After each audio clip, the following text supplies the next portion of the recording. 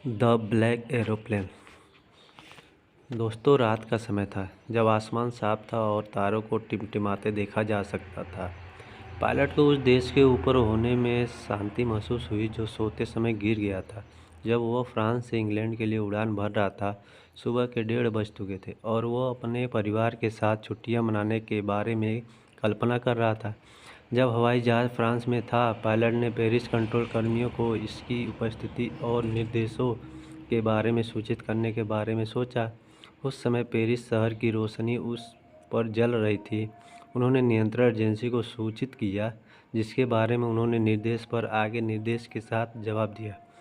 Paris के नियंत्रण कक्ष ने उसे पश्चिम की ओर 12 डिग्री मोड़ने का निर्देश दिया।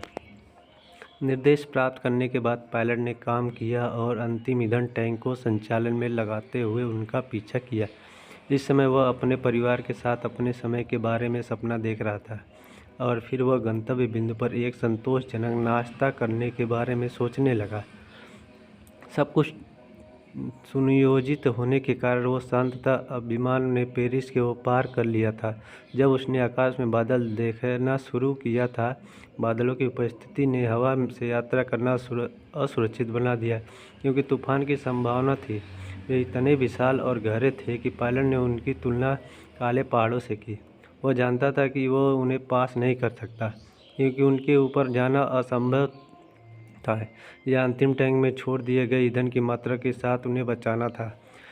सही निर्णय सुरक्षित रूप से वापस जाने के लिए होता, लेकिन अपने परिवार से मिलने की इच्छा के कारण पायलट के निर्णय लेने से बादल छा गए। वह अपने परिवार के साथ रहना चाहता था और वह पूरे दिन का सपना देख रहा था कि उसने वापस नहीं जाने का जोखिम उठाया। इस प्रकार उसने विमान को सही तूफान में ले लिया। तूफान की वजह से इतना अंधेरा था कि विमान के बाहर कुछ भी दिखाई नहीं दे रहा था। उसने हवाई जहाज़ से नियंत्रण खोना शुरू कर दिया। खराब मौसम के कारण कंपास और अन्य उपकरणों ने भी काम करना बंद कर दिया था। वह असहाय हो गया। उन्होंने पेरिस कंट्रोल एजेंसी को फ़ोन करने की कोशिश की, जिससे पहले की उसकी मदद की थी, लेकिन मौसम की वजह से कनेक्ट नहीं हो सका। बीच में जब सब कुछ विफल हो गया तो उसने एक और हवाई जहाज़ को देखा तो आशा की किरण दिखाई दी। उन्होंने राहत महसूस की जब उन्होंने एक और पायलट का चेहरा देखा और उसे तूफान से बचने में मदद करने की इच्छा दिखाई। उसने खुद को सोचा कि दूसरा पायलट बहुत दयालु है, क्योंकि वह जानता था कि वे खो गए थे और उसकी मदद करने की कोशिश कर रहे थे। दूसरे पायलट ने अपने विमान को खोए हुए हवाई जहाज़ से आगे ले जाने के लिए उन्हें आसान बनाने के लिए उनका अनुसरण किया, जबकि लेखक ने उसे आज्ञाकारी बच्चों की तरह पालन किया। वह भी घबरा रहा था, क्योंकि बहुत कम मात्रा में ईंधन बचा था। तभी वह तूफान से बाहर आने लगा और अपने विमान को सुरक्षित लैंड करने के लिए रनवे को देख सका। जब वह दूसरे पायलट को धन्यवाद देने के लिए मुड़ा तो उसे एहसास हुआ कि जिस विमान ने उसकी मदद की थी, वह तूफान से बाहर आते ही गायब हो गया था। लेखक को यह नहीं पता था कि वो कहाँ उतरा था, लेकिन अपने विमान को अप्राप्य छोड़ने से नहीं डरता था।